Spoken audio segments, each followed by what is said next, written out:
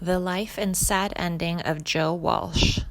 Joe Walsh was born Joseph Fidler Walsh on November 20th, 1947, in Wichita, Kansas. Walsh grew up in Ohio, where he eventually learned to play bass guitar, performing in high school bands like the Nomads. He enrolled as a full-time student at Kent State University for 3 quarters before switching to part-time studies. From his early hits with the James Gang through his tenure with the Eagles, as well as a successful solo career, Joe Walsh remained one of the most colorful characters in rock and roll, leading his distinctively reedy vocals, off-the-wall lyrics, and expansive guitar leads to a series of AOR staples including Funk No. 49, Rocky Mountain Way, and Life's Been Good. Walsh began to work seriously on his guitar playing while at college and complemented this with courses in electronics, enabling him to perform Dr. Frankenstein-like experiments on his equipment. Walsh joined the James Gang in 1969, the same year the group released Your Album and established themselves as the most significant post-Cream Powder Trio's strategy, according to John Swenson in the Rolling Stone Record Guide. The James Gang followed up their successful debut the next year with Rides Again, a top 10 LP that included Trend My Garden and Fun Top 49, a Walsh tour de force. In support of the record, the trio toured Europe in 1970 with The Who, a band whose members had a profound impact on the young guitarist. Peter's my guru. He taught me how to play lead rhythm, and Keith Moon taught me how to break things, Walsh told Guitar World. The influence of Pete Townshend's style on Walsh's is quite evident in the thick power chords of tunes like Walk Away from James Gang's third LP, Thirds. Keith Moon's insanity would take slightly longer to show in Walsh's character, but it would become an equally indefiable trademark of the guitarist in the near future. In 1971, the James Gang released Live in Concert, compiled from their foreign dates with The Who. Walsh capitalized on Townshend's style, but found himself painted into the corner of creativity. I saw myself being stereotyped almost into a heavy metal guitarist about 10 years before heavy metal came out, and I didn't like that, Walsh told Matt Reznikoff in Guitar World. I got supremely frustrated being the only melodic instrument.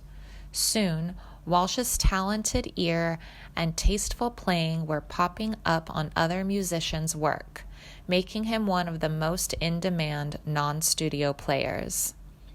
In later years, his searing guitar would be heard on Stevie Winwood's Split Decision and Richard Marx's Don't Mean Nothin', both top hits thanks to Walsh's creative slide. I like to accept the energy involved in that first pass, Walsh said in Guitar World of his recording technique. That's really where the magic is. With a successful solo career well at hand and enough choice studio dates to keep any musician rich and happy, Walsh was recruited by the Eagles to replace guitarist Bernie Leadon in 1976. I got asked to join the Eagles as a specialist because they wanted some humor, he told Guitar World. They were taking everything too seriously. My job was to keep everybody laughing, or at least keep the band from breaking up. Walsh accomplished more than that at the first for the Eagles. His initial flight with the band, the Grammy-winning album Hotel California, soared up the charts in 1976 to the #1 spot. The title track featured an incredible guitar jam, while Life in the Fast Lane and New Kid in Town were hot-selling singles. Walsh continued his solo recordings with Live You Can't Argue with a Stick Mind in 1976 and But Seriously Folks in 1978, which included Life's Been Good, a number 12 single that struck right to the heart of the rock and roll lifestyle. I think it might have been a little too close to the truth, Walsh confessed in Guitar World, and I didn't want to overextend my sense of humor to the public. The zany guitarist even took a shot at running for president after the song became so popular. In 1979, Walsh was back in the studio with the Eagles working on The Long Run, an impressive LP that features the fine title track and the funky Those Shoes.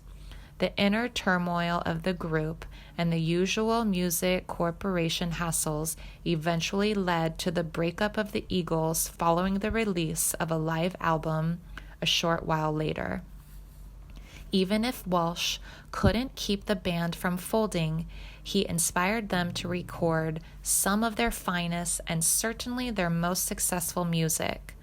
We were a damn good band for a while, Walsh stated in Guitar Player. I'm proud of having been part of that and Hotel California. Besides the royalties and everything, just the fact that was a special album for a lot of people on the planet. I feel that I was part of a true band and that we made a very valid musical statement for the generation that we represent. Walsh went back to a 3-piece format with Joe Vitale on an LP by John Entwistle, bassist for The Who. In 1985, he released Confessor, the apologia of a strictly raised Midwestern Episcopalian after living in rock and roll sin for 15 years on the road, wrote Bruce Malute in Guitar World. The Balance is a sober, retrospective from rock's own Harpo Marx. Joe Walsh is a person who has many difficulties in romance. Walsh has been married 5 times. He was married briefly to Margie Walsh in the 1960s, to Stephanie Rhodes from 1971 to 1978, to Juanita Boyer from 1980 to 1988, and to Denise Driscoll from 1999 to 2006. Walsh married Marjorie Botch in Los Angeles on December 13, 2008. Another sister-in-law, Susan Walsh, has been a missing person since 1996. Walsh's eldest daughter, Emma Kristen, was born in 1971 and died in 1974 at 3 years of age as a result of injuries suffered in an automobile accident on her way to nursery school. Her story inspired the track Song for Emma on Walsh's solo album, So What, released later that year. Walsh admits to struggling with alcohol and drug addictions for most of his early career and has been in recovery since 1993. In 1989, while touring with New Zealand's band Herbs, Walsh experienced an epiphany during a visit to Otatra Pa, the ancient Maori Pa site in the Hawke's Bay region. In 2004, on a return visit to New Zealand, Walsh described the experience and hailed it as the beginning of his recovery from his addiction. Walsh related the story that in 1994, he woke up after blacking out on an airplane to Paris.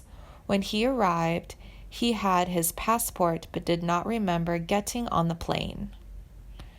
To me, when you look at the man's face and his eyes, he just looks so burnt out and so far from reality. I'm surprised he managed to live as long as he did when he was doing drugs. I mean, from the late 60s till 1993. Jesus, man, from what I have read on his last few years of using from 89 to 92, he had said that no one wanted to work with him. He He was angry, upset, burnt all bridges, and he had become unrecognizable even to himself. And when I saw those pics of him with a friend of his face just looked so damn rough, and he looked like he was on the verge of dying. I love Joe Walsh. He is one of the most decent, kind, generous people on the planet. He also happens to be a great musician. I'm glad he got sober. God bless Joe.